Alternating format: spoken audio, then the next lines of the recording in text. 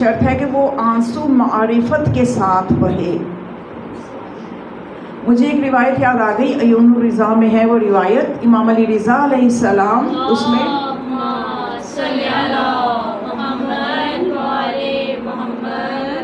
ریان بن شبیب سے مولا کا موالی تھا، چاہنے والا تھا، ریان بن شبیب۔ بڑی یہ روایت ایسی ہے، بہت ہی زیادہ آپ سنیں گے تو آپ کو اس سے بہت زیادہ اثر سوز ملے گا آپ کو، کہ اصلاً ائمہ علیہ السلام اپنے جد حسین کا غم کس طرح مناتے تھے اور کس طرح سے موٹیویٹ کرتے تھے، اور ان کی کیا خواہشات، کیا حسرت تھی کہ ہمارے مظلوم جد حسین کا ذکر کس طرح سے کیا جائے، کتنا زیادہ کیا جائے اور اس سے کیا ملتا ہے۔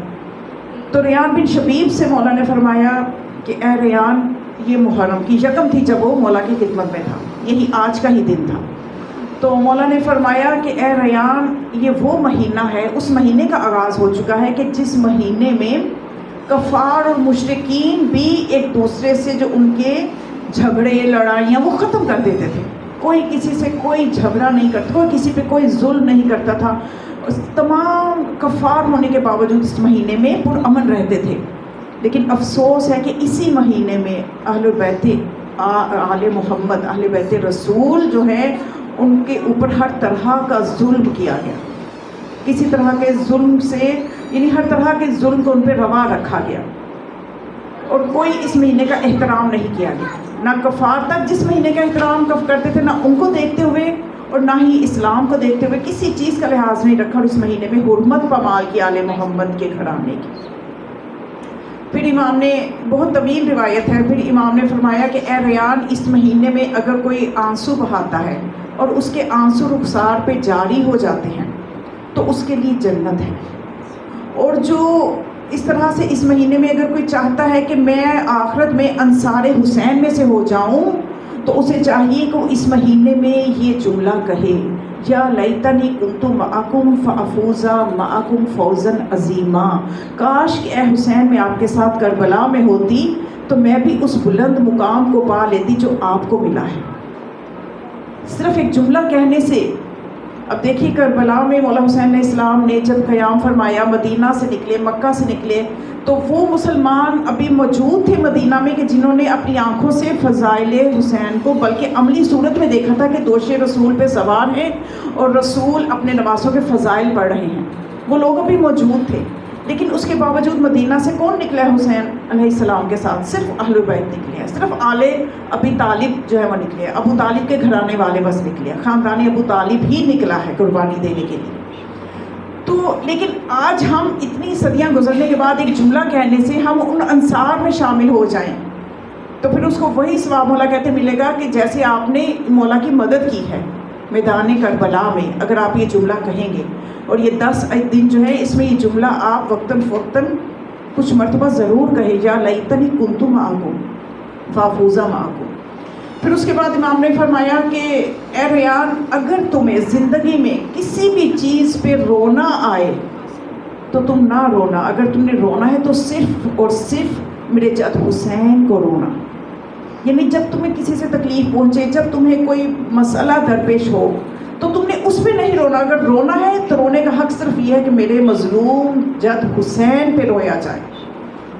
کیوں رویا جائے؟ مولا فرماتے اس لیے رویا جائے کہ میرے مظلوم حسین، میرا مظلوم جد حسین جو ہے وہ اتنا مظلوم ہے کہ جس کو پشت پسے پشت سے ذبح کیا گیا، 3 دن کا بھوکا پیاسا ذبح کیا گیا، اور جب ہمارے وقت کا حسین ظہور فرمائے گا تو وہ بھی اسی غم کے ساتھ ظہور فرمائیں گے، الا اہل دنیا، اے اہل دنیا جان لو، انبنو منظوبہا عطشانن، کہ میں اس کا بیٹا ہوں جس کو 3 دن کا بھوکا پیاسا شہید کیا گیا۔ یعنی اتنا غم ہے ہر امام کے دل میں اپنے جد کی مصیبت کا، اپنے جد کی مظلومیت کا، کہ ہر امام جو ہے وہ اپنی زندگی میں بتاتے آئے ہیں کہ اس کربلا کے بپا کرنے کی فضیلت کیا ہے، کیا کیا آپ کو ملے گا۔ کیوں؟ اس لیے وہ چاہتے ہیں کہ ذکر حسین قیامت تک جاری و ساری رہے، اور جب ظہور امام ہوگا اس کے بعد بھی ذکر حسین ہوگا، عزاداری اس کے بعد بھی ہوتی رہے گی، عزاداری کا سلسلہ جاری و ساری رہے گا، قیامت میں بھی عزاداری ہوگی۔ اور یہ عزاداری کب سے شروع ہے؟ آدم سے شروع ہے، یعنی غم حسین پوری انسانیت پہ محیط ہے، چھایا ہوا ہے پوری انسانیت پہ. آدم سے لے کے قیامت تک یہ غم چھایا ہوا ہے. اس غم میں کیا تاثیر ہے، اس کی کیا توانائی ہے، کیا وجہ ہے کہ اور بھی بہت سے لوگ شہید ہوتے ہیں، بہت سے دردناک واقعات دنیا میں ہوتے ہیں. تو یہی غم ایسے، اس میں تاثیر کیا ہے کہ یہ چھایا ہوا ہے، یہ محیط ہے. ہر کوئی اس غم میں رویا ہے. انبیاء روتے ہیں، روتے رہیں گے. ملائکہ روتے ہیں، روتے رہیں گے. اسی غم میں سب نے گریہ کیا ہے، اور گریہ کرنے پہ اتنا اجر و ثواب رکھ دیا گیا ہے. تو وجہ کیا ہے؟ تو یہی سوال علل الشرائع میں روایت موجود ہے کہ یہی سوال امام جعفر صادق علیہ السلام سے کیا گیا کہ مولا شہادت رسول سے لے کے شہادت حسین تک ہر شہادت دردناک ہے، تو آخر غم حسین کو ہی اتنا زیادہ کیوں اس کے بارے میں روایات ملتی ہیں، اور اس کے بارے میں ہی اتنا زیادہ ہمیں کیوں تاکید کی جاتی ہے؟ تو مولا نے فرمایا کہ اس کی وجہ یہ ہے کہ شہادتیں دو طرح کی ہیں، شہید دو طرح کے ہیں. ایک وہ ہیں جو کفار کے ہاتھوں شہید ہوتے ہیں، اور ایک وہ ہیں جو اپنوں کے ہاتھوں شہید ہوئے ہیں. تو پھر اس نے راوی نے کہا کہ اگر ہم غور کریں تو ہمیں پتہ چلتا ہے کہ رسول خدا کی شہادت، اس کے بعد امیر المؤمنین کی شہادت، یہ ساری شہادتیں ہوئی ہی اپنوں کے ہاتھوں سے ہیں، جو کلمہ گو تھے، جو نمازی تھے، جو عبادت گزار تھے. لیکن پھر بھی غم حسین کی اتنی تاکید کیوں کی جاتی ہے؟ تو مولا نے فرمایا کہ جب رسول اللہ اس دنیا سے گئے تو اصحاب کساء میں سے 4 باقی موجود تھے. جناب سیدہ گئی تو 3 موجود تھے، مولا کائنات گئے تو 2 موجود تھے، مولا حسن گئے تو اصحاب کساء میں سے صرف فقط حسین رہ گئے تھے. تو جب حسین کی شہادت ہوئی تو سمجھو اصحاب کساء سب کا غم تازہ ہو گیا. سب کی شہادت جتنا غم صرف غم حسین کا ہے. تو کیا کہنے اس مجلس کی برکتوں کے، اس مجلس کے عوض ہمیں خدا کیا دیتا ہے دنیا میں اور کیا دیتا ہے آخرت میں، ہم اس کا اندازہ ہی نہیں کر سکتے، ہماری عقلیں احاطہ ہی نہیں کر سکتی. ایک عارف کا جملہ ہے کہ جب کوئی مجلس وبا ہوتی ہے، فرش عذاب بچھتا ہے، اس پہ عزادار بیٹھتے ہیں، تو خدا اپنے فرشتوں سے یہ کہتا ہے کہ ذرا زمین کی طرف نظر تو کرو، تمہیں کیا نظر آتا ہے؟ تو فرشتے کہتے ہیں کہ یہ کچھ جگہوں پہ ستارے چمک رہے ہیں. جس طرح سے ہمارے لیے آسمان پہ ستارے روشن ہوتے ہیں، تو خدا نے فرمایا یہ ستارے نہیں چمک رہے، یہ وہ مجلسیں ہیں جو غم حسین میں وبا کی جا رہی ہیں. اور مسلسل روایات میں یہ چیز ملتی ہے کہ جس وقت تک مجلس حسین ہوتی رہتی ہے، فرشتے احاطہ کیے رکھتے ہیں اس مجلس کا، اور جو وہاں پہ عزادار ہوتے ہیں ان کے لیے وہ استغفار کرتے رہتے ہیں. وہ فرشتے مسلسل استغفار کرتے رہتے ہیں. ہم قطعاً بھی سمجھ نہیں سکتے ہیں کہ یہ کیا اثر ہے، کیا سوز ہے اس میں، کہ اصلاً رسول خدا نے جو روایات نبی کریم نے فرمائی ہیں ان میں سے ایک روایت آپ کی سنی نہیں بھی ہوگی، ان لقتل الحسین حرارۃ لقلوب المؤمنین لا تبرد ابدا، کہ قتل حسین میں مومنین کے دلوں میں ایک حرارت ہے جو کہ قیامت تک رہے گی، کبھی وہ گرمی کوئی ختم نہیں ہوگی، اس آگ کو کوئی بجھا نہیں سکتا. وہ حرارت جو آپ دیدہ کر رہی ہے. جب آپ نے محرم کا چاند دیکھا آپ کی آنکھوں میں آنسو، فرش عذاب پہ آئے آنکھ میں آنسو، گھروں سے نکلیں گے، جلوسوں میں شرکت کریں گے، مجالس سنیں گے، اپنی زندگی بھول جاتی ہے، اپنی دنیا بھول جاتی ہے. یہی وہ حق کے محبت اور مودت ہے، اور اس کی علامت ہے محبت کہ آپ حق کے مودت ادا کر رہے ہیں، کہ آپ کو پتہ ہے یہ کون سے ایام ہے. یقین کریں دوسرے لوگ بھی کلمہ پڑھتے ہیں، انہیں یہی نہیں پتا آج کون سی تاریخ ہے، انہیں یہ نہیں پتا کہ آج کون سا چاند یہ طلوع ہو چکا ہے اور یہ کون سے ایام شروع ہو چکے ہیں. یہ ساری سعادتیں آپ کے لیے، مکتب تشیع کے لیے ہیں کہ ان کے دلوں میں وہ حرارت ہے. البتہ یہ دیکھنا ہے کہ وہ حرارت ہر ایک کے دل میں الگ ہے. آپ دیکھیں نا، ایک موم بتی کی حرارت، پھر ایک چولہے کو جلائیں تو اس کی حرارت، برنر کو جلائیں اس کی حرارت، کسی فرنس میں جائیں وہاں پہ لوہا پگھل رہا ہے اس کی حرارت ہے، وہ بھی حرارت. لیکن یہ حرارت کی تپش جو ہے وہ مختلف ہے. اب ہم نے دیکھنا ہے کہ ہم کہاں کھڑے ہیں، ہمارے اندر کتنی تپش ہے اس حرارت کی. ایک واقعہ بس میں اس پہ شاید اس واقعہ کی روشنی میں بہتر سمجھا سکوں کہ تہران میں ایک بہت ہی امیر تاجر تھا جو کہ عزاداری پہ بہت خرچ کرتا تھا، اور اس کا قالینوں کا کام تھا، اور وہ قالین جو ہے بیچتا تھا بہت. اور وہ جب وہ عزاداری کرتا تھا تو وہ اپنی دکان کا جو قیمتی ترین قالین ہوتا تھا وہ بچھاتا تھا. اب ہمارے یہاں ہوتا کہ کیا کرتے ہیں کہ اچھا چلو پتہ نہیں عزادار آئیں گے، بچے ساتھ ہوں گے، یہ کر دیں گے وہ کر دیں گے، ہم ذرا مناسب سی چیزیں کہ چلو، اور اپنا کوئی مہمان آ رہا ہے، یہ بیوی کے مہمان آ رہے ہیں تو ہمارا تھوڑا سی پریشانی ہو جاتی ہے، ورنہ ہم اچھی اچھی چیزیں بچھاتے ہیں. یہ بس حرارت ذرا چیک کرنی ہے ہم نے کہ ہم کہاں پہ ہیں. تو وہ اپنا سب سے قیمتی قالین بچھاتا تھا اور وہ چائے پیش کرتا تھا. جیسے ہمارے یہاں پہ حمام ہوتے ہیں اس طرح سے وہاں پہ بھی چائے کا انتظام رکھتا تھا وہ درمیان میں، جس کو ضرورت ہے اٹھ کے بنائے، اور اچھی والی چائے بنوایا کرتا تھا کہ جس نے بنانی اٹھ کے ڈالے اور پیے. اسے میں پتہ نہیں کسی بچے سے یا کس سے وہ گرم چائے قالین پہ گر گئی اور اس کا ایک طرف وہ قالین جل گیا، ایک جگہ سے بالکل جل گیا، خراب ہو گیا. تو اب اس کے ہوا یہ کہ کچھ وقت گزرا، حالات بدل گئے. اس کے حالات یوں بدلے کہ اب یہ پہلے جیسا دولت مند نہیں رہا تھا اور اسے پیسوں کی ضرورت پڑی. اس نے سوچا کہ میں یہ قالین بیچ دیتا ہوں. جب وہ قالین بیچنے کے لیے بازار میں گیا تو سب یہی کہے قالین تو تمہارا بہت قیمتی ہے، اس کی قیمت 5,000 ہونی چاہیے، لیکن ہم 2,000 دیں گے کیونکہ یہ جلا ہوا. تو وہ پریشان تھا. اسی میں اسے کسی نے بتایا کہ کوئی بندہ ہے جو کہ غالباً اس کا نام جواد آفشانی ہے، اور اس کے پاس تم جاؤ، وہ زیادہ قالینوں کا نا اس کو پہچان ہے، ممکن ہے وہ تمہیں زیادہ پیسے دے دے، اور اس کا کافی بڑا کاروبار بھی ہے. یہ چلا گیا اس بندے کے پاس. تو اس سے جا کے کہا، اس نے جب دکھایا تو اس نے کہا قالین تو تمہارا بہت اچھا ہے، مجھے پسند آئے، قیمتی ہے، لیکن یہ درمیان میں جو اس کے ہے نا، اس کی وجہ سے میں تمہیں صرف 5,000 دوں گا. تو اس نے کہا کہ تم حفاظت بھی نہیں کر سکے اتنی قیمتی چیز کی، تم نے جلا کیسے دی، اتنی لاپرواہی کی. وہ کہنے لگا لاپرواہی نہیں ہوئی، کہ مسئلہ یہ ہوا تھا کہ میں نے عزاداری کے لیے بچھایا ہوا تھا، مجلس ہو رہی تھی، تو کسی سے چائے گر گئی اور یہ جل گیا. تو اس نے کہا اچھا یہ معاملہ ہے، اس وجہ سے جلا ہے. تو اس نے کہا کہ اگر یہ جلا ہوا ہے تو میں اس کے تمہیں 10,000 دوں گا، اگر یہ سالم ہوتا تو میں 5,000 دیتا، اب یہ جلا ہوا ہے تو میں 10,000 دوں گا. کیوں؟ اس لیے کہ یہ کس لیے جلا کہ یہاں پہ میرے مولا کی مجلس ہوئی تھی، یہ تو میرے لیے بابرکت ہو گیا ہے.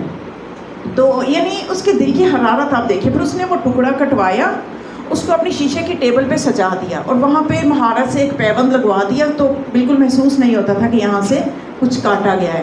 تو اب اس نے وہ سجا دیا اپنی ٹیبل پہ، اور اس کے اوپر پھول بھی سجا دیے. اور لوگ آ کے پوچھتے تھے کہ جلے ہوئے ٹکڑے پہ پھول سجائے ہوئے ہیں. پھر وہ بتاتا تھا کہ یہ عزاداری میں یہ اعزاز ہے میرے لیے کہ میرے مولا کی مجلس ہو رہی تھی تو یہ جل گیا تھا، تو میں نے اعزاز کے طور پہ. تو پھر لوگ وہاں سے پھول تبرک کے لیے لے کے جانے لگ گئے. تو یعنی یہ بہت سے واقعات ہیں تاریخ میں کہ کیسے کیسے دلوں میں انسان کی. اور یہ ہمیں بھی بس یہ دیکھنا ہے کہ ہمارے جو معاملات ہیں وہ کس طرح سے ہیں، ہم کتنی تپش رکھتے ہیں. ہماری تپش جو ہے وہ دل کی، وہ زبانی کلامی تو نہیں ہے کہ عملاً بھی ہے یا نہیں. تو بس یہاں پہ تھوڑا سا میں بتانا چاہوں گی کہ ہمیں یہ دیکھنا ہے کہ اصلاً بس یہ جملہ آج چونکہ پہلا دن ہے تو آپ آگے مجالس سنیں گی، تو ہمیں ایک جملہ آج آپ سمجھ جائیں گی.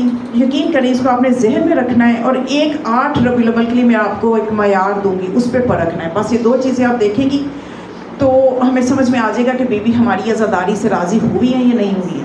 ہوتا یہ ہے، آپ اپنا بھی مشاہدہ کریں، اپنے ارد گرد بھی آپ جب دیکھیں گے آپ کو یہ چیز نظر آئے گی کہ ہم عزاداری کو اپنے مقاصد کے لیے کرتے ہیں، ہم مقصد حسین پہ فوکس نہیں کر رہے ہوتے. یہ بہت بڑی بات ہے اگر آپ غور کریں. یعنی میں مجلس میں جا رہی ہوں، میں نے سنا وہاں پہ جا کے گناہ بخشے جاتے ہیں، مجھے جانا چاہیے، میرے گناہ اللہ بخش دے، یہ میرا ذاتی مقصد ہے. میں مجلس میں جا رہی ہوں، سنے وہاں دعائیں قبول ہوتی ہیں، میں جاؤں گی جا کے اپنے قرضوں کے لیے دعا کروں، میرے قرضے معاف ہو جائیں، یہ میرا ذاتی مقصد ہے.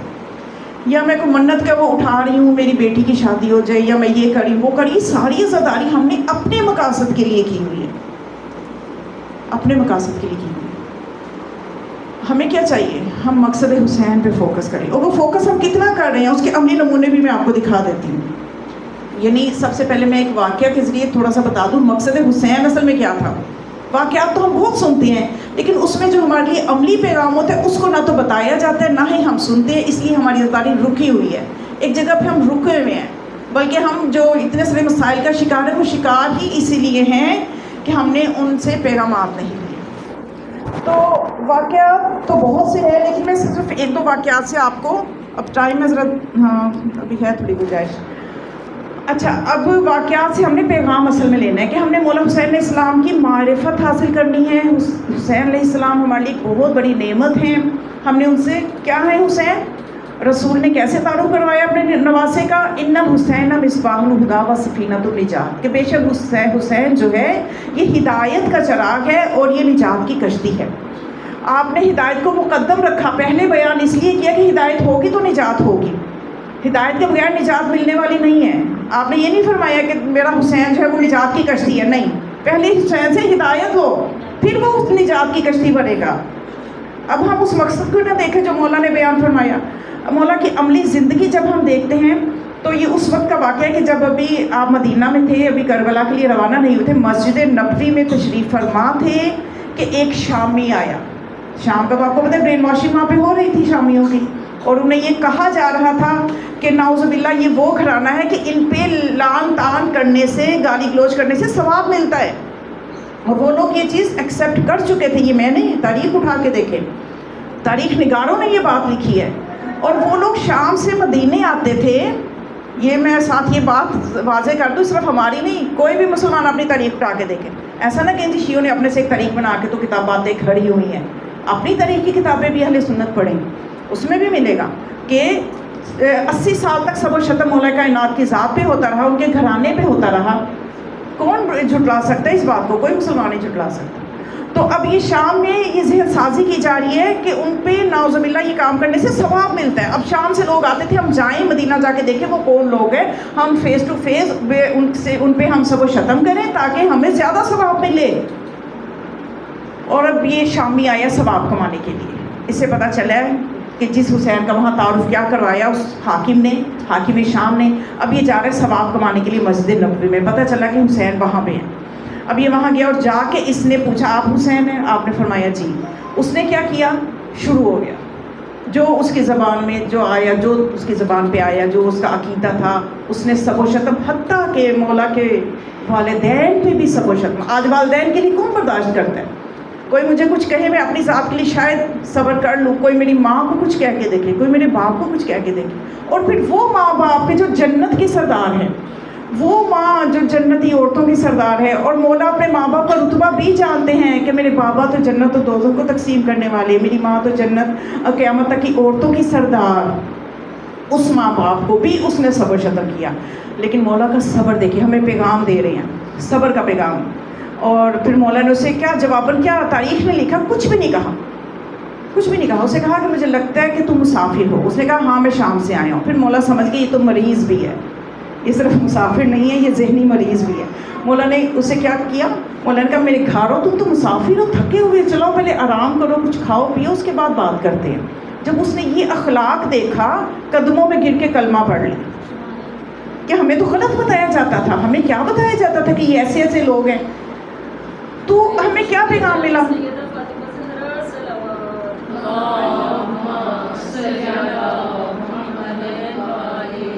ہمیں کیا بتایا جاتا تھا؟ تو یہ ہے وہ اخلاق، یہ ہے وہ صبر۔ اب ذرا جب ہم اپنی عملی زندگی میں آتے ہیں کہ انہی مجالس میں ہم صبر کا کتنا مظاہرہ کرتے ہیں، میں آپ کو بتاؤں میری اپنی آنکھوں دیکھے واقعات ہیں کہ جب پنکھے چل رہے ہوتے ہیں نا، ہر کوئی اپنی طرف گھسیٹ رہا ہے اس کو، کوئی ادھر کو گھما رہا ہے، کوئی ادھر کو گھما رہا ہے کہ بس مجھے ہوا ہے۔ یہ اس جگہ پہ ہم کھڑے ہیں۔ جب تبرک کی باری آتی ہے تب بھی صبر دیکھا کریں کیا معاملات چل رہے ہیں۔ افسوس کی بات ہے کہ تب انسان یہ سوچتا ہے کہ ہم اپنے مقاصد کے لیے آئے ہیں، ہم مقصد حسین پہ فوکس نہیں کر رہے۔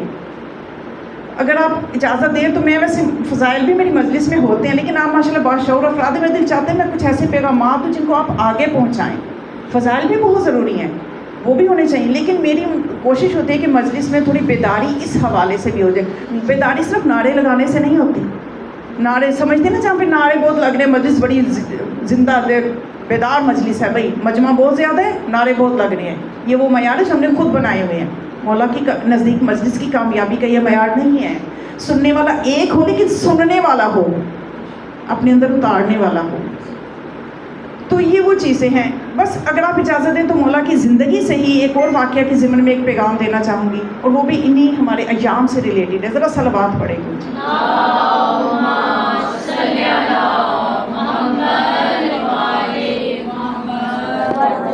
اچھا، مولا تشریف لے جا رہے تھے مدینہ سے، اب نکل گئے، قافلہ آپ کا چل پڑا، تو مختلف منازل سے گزرتے ہوئے ایک جگہ ہے کہ آپ ایک جگہ غالباً منزل سالبیہ سے آپ گزر رہے تھے، تو وہاں پہ امام علیہ السلام نے ایک شخص جو تھا وہاں پہ راستے میں بھی، مولا چونکہ دعوت دیتے آئے، مکہ میں بھی آپ نے کافی خطبے دیے تھے اور لوگوں کو بتایا تھا، آپ کوئی چھپ کے نہیں نکلے تھے، آپ نے علل اعلان لوگوں کو بتایا تھا کہ میں کہاں جا رہا ہوں اور کس مقصد کے لیے جا رہا ہوں۔ لیکن کون آپ کے ساتھ نکلا تھا مکہ سے؟ نہ مدینہ سے کوئی نکلا، نہ مکہ سے، سب حج کر رہے ہیں، روح کعبہ چلی گئی۔ جو روح کعبہ تو حسین ہے، حسین تو وہ ہیں کہ کعبہ اور حجر اسود خود بھڑ کے ان کے بوسے لے، لیکن لوگ چونکہ معرفت نہیں رکھتے تھے، حج کر رہے ہیں، سعی کر رہے ہیں، انہیں پتہ ہی نہیں ہے کہ حسین تو چلے گئے۔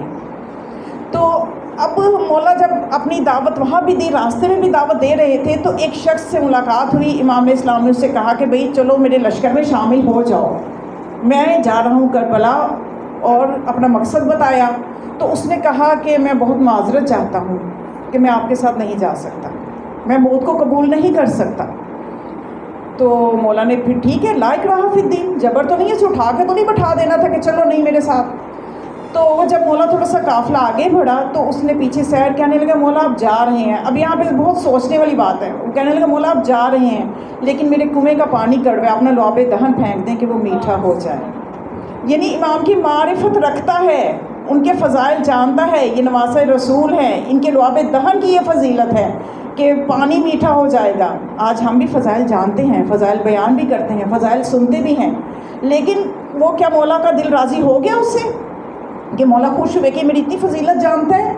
نہیں راضی ہوئے، کیونکہ اس نے مولا کا مقصد میں ساتھ نہیں دیا۔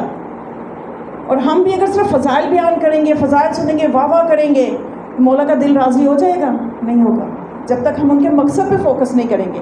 لیکن یہ کریموں کا گھرانہ ہے، مولا نے یہ نہیں کہا، یہ نہیں کہ تم نے میرا ساتھ دے دیا میں تمہارے کنویں کو نہیں، مولا نے اپنے لعاب دہن پھینکا، پانی میٹھا ہو گیا، میٹھے چشمے جیسا پانی ہو گیا۔ اب یہ معجزہ بھی وہ دیکھ رہا ہے اپنی آنکھوں سے، پھر بھی اس کا دل آمادہ نہیں ہے، پھر بھی وہ سمجھا نہیں ہے کہ وہ کون سی ہستی ہے، میں نے ان کا ساتھ دینا ہے۔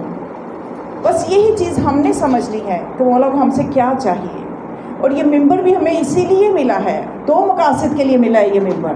ایک تو اس لیے ملا ہے کہ جب ہم مولا کے مقصد پہ فوکس کریں گے تو ہم امام علیہ السلام کے ظہور کے لیے تیار ہوں گے، تیاری کریں گے۔ یہ ظہور امام کے لیے ممبر ملا ہے ہمیں، اور ہم یہاں سے کتنی مولا کے، کیونکہ دیکھیے جب عاشورہ کی طرف بھی زیارت تھی، عاشورہ میں یہ جملہ موجود ہے جس کی میں تلاوت بھی کی ہے، فَاسْأَلُ اللَّهَ الَّذِي أَكْرَمَ مَقَامَكَ وَأَكْرَمَنِي بِكَ أَن يَرْزُقَنِي، کہ اے خدا میں سوال کرتا ہوں کہ تو نے جو اکرام اور عزت مولا حسین کو دی ہے، وہ عزت اور مولا حسین کی وجہ سے مجھے باعزت بنایا۔ کتنی عزت بڑھ جاتی ہے جب ہم کہتے ہیں کہ ہم مولا کے چاہنے والے ہیں، جب ہم علی کے چاہنے والے ہیں، ہم حسین کے ماننے والے ہیں، تو پھر ہم اس دعا میں ازارت شروع میں یہ کہتے ہیں کہ اے خدا میں تجھ سے سوال کرتی ہوں کہ جیسے تم نے عزت دی مولا حسین کو اور مولا حسین کی وجہ سے مجھے باعزت بنایا، مجھے اس قابل کر دے ان یرزقنی طلب سارقہ، کہ میں مولا حسین کی جو ظلم ان پہ ہوئے ہیں ان کا بدلہ لینے کے قابل ہو جاؤں امام مہدی کے ساتھ، ان کے انصار میں شامل ہو کر۔ تو یعنی یہ ممبر کس لیے ملا؟ انصار مہدی بننے کے لیے، ہم نے انصار مہدی بننا ہے اس ممبر کے وسیلے سے۔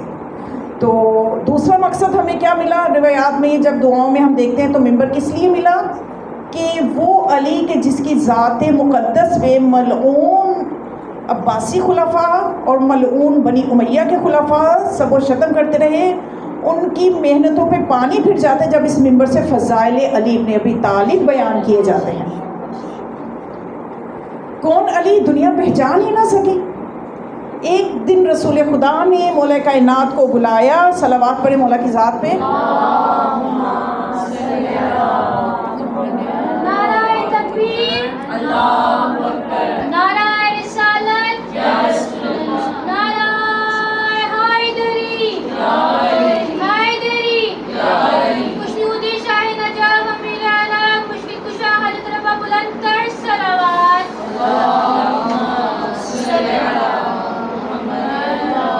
بس میں چاہتی ہوں آپ ممبر کا ایک دوسرا فرض بھی ادا ہو جائے جو کہ میں سمجھتی ہوں فضائل علی کے بغیر ممبر کے کچھ حقوق ہیں جن میں سے آپ نے بیداری بھی دینی ہے، جن میں سے آپ نے مولا کے فضائل بھی دنیا تک پہنچانے ہیں اور مسائل بھی دنیا کو بتانے ہیں اہل بیت۔ تو ایک دن رسول خدا نے بلایا اور فرمایا یا علی اللہ نے 3 فضیلتیں تمہیں عطا کی، 3 فضیلتیں مجھے عطا کی، لیکن کیا کہنے علی تیرے کہ جو 3 فضیلتیں مجھے عطا کی اس میں تو شریک ہے اور جو 3 فضیلتیں تجھے عطا کی اس میں میں شریک نہیں ہوں۔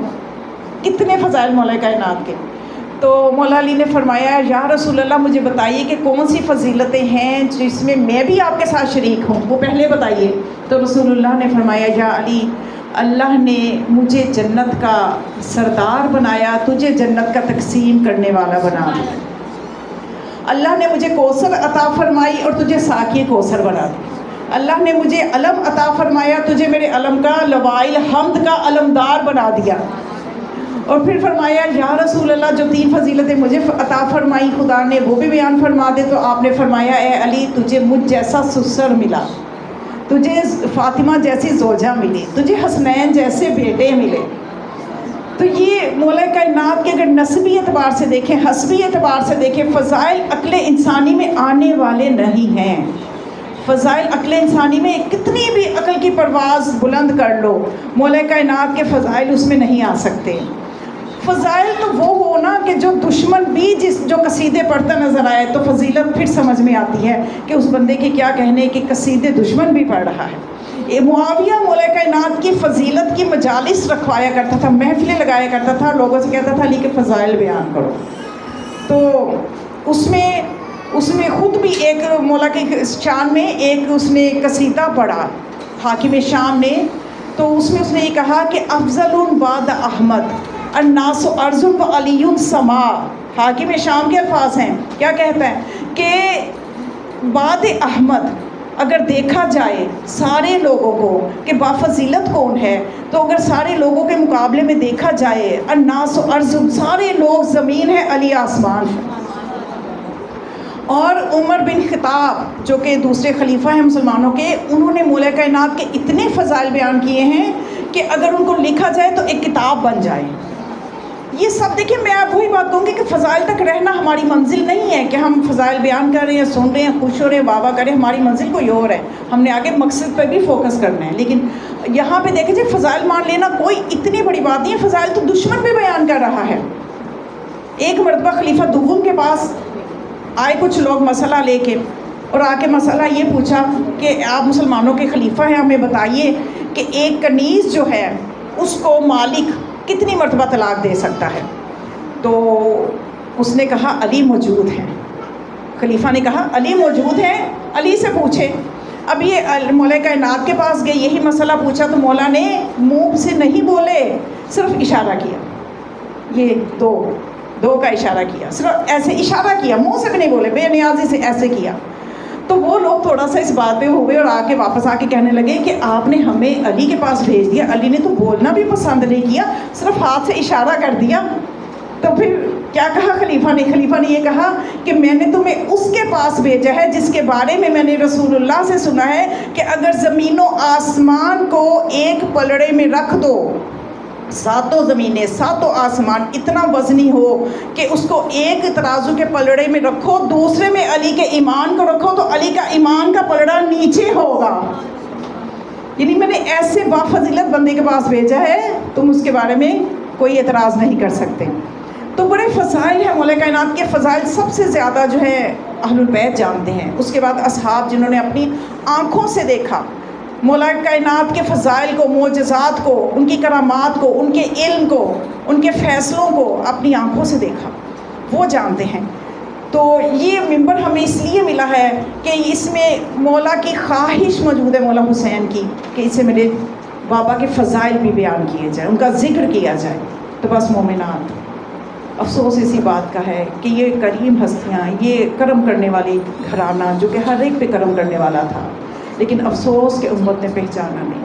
اب یہ جو چاند طلوع ہوا آپ نے بھی دیکھا، یقیناً ہمارے دل غم زدہ ہوئے، لیکن ہمیں چاند دیکھ کے پتہ چلا کہ محرم کی پہلی ہے۔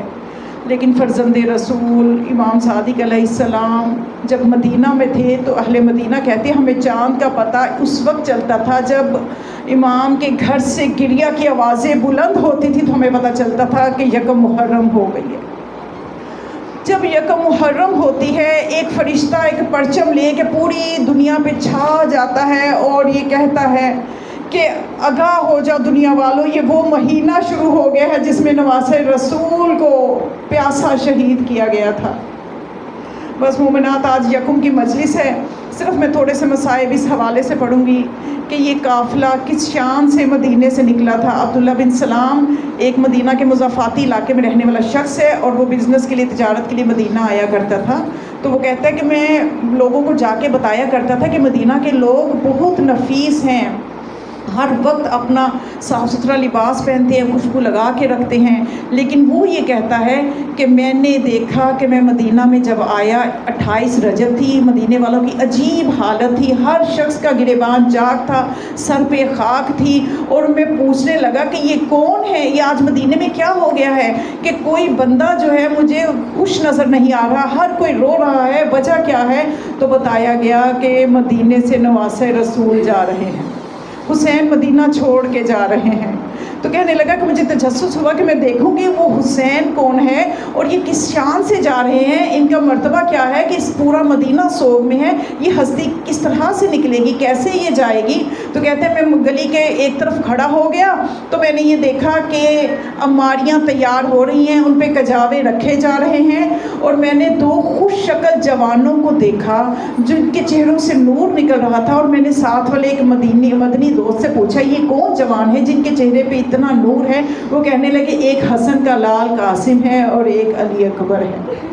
تو یہ جوان جب نکلے تو میں نے دیکھا کہ یہ مستورات کو سوار کرنے میں مدد کر رہے ہیں، اور گلی میں کسی نہ محرم کو چھت پہ چڑھنے کی، گلی میں آنے کی اجازت نہیں ہے، اس لیے کہ اعلان بار بار ہو رہا ہے کہ نبی زادیوں نے رخصت ہونا ہے، سب مدینے والے اپنی چھتوں پہ بھی نہیں آئیں گے، گلیوں میں بھی نہیں آئیں گے، نبی زادیوں نے سوار ہونا ہے۔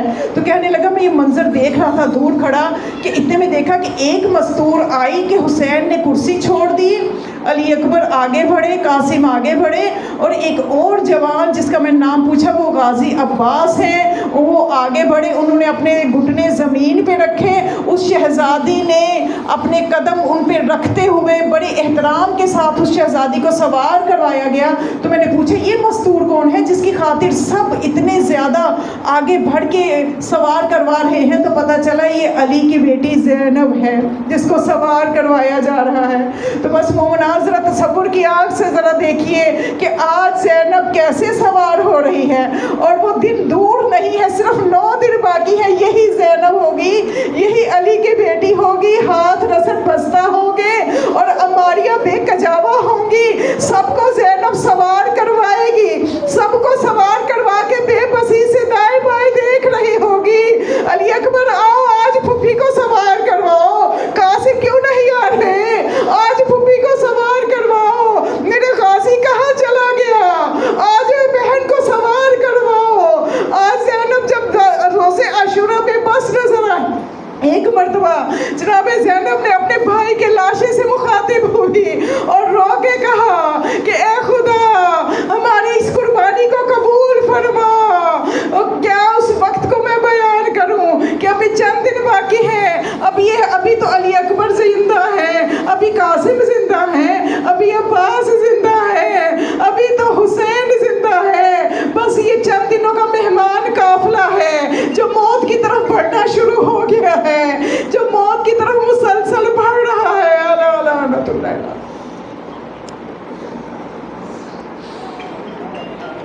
بسم اللہ الرحمن الرحیم۔ اللہم کل ولیک الحجۃ ابن الحسن صلواتک علیہ وعلی آبائہ فی هذه الساعة وفی کل ساعة ولیا وحافظا وقائدا وناصرا ودلیلا ومعینا حتی تسکنہ ارضک دوما تمتع فیہا طویلا۔ میرے مالک ہماری عبادت کو قبول و منظور فرما، ہمارے اس پرسے کو ہمارے مرحومین کے لیے توشہ آخرت قرار دے دے۔